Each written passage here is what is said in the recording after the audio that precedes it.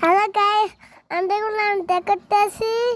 আমার ভিডিওতে সাবস্ক্রাইব করে দিন আর কমেন্ট করে দিন, ঠিক আছে? এটা খেল মাছ ভাজি করতেছি।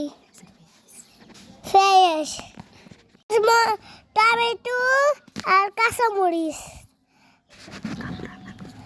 আমরা রান্না করতেছি। দেখেন দেখেন আমি রান্না করে অনেক খাইছি, অনেক সুন্দর লাগছে।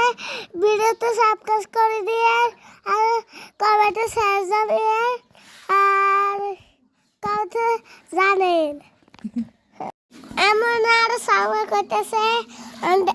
হ্যাঁ আমরা আনবো হলুদ দিব, মরিচ দিব,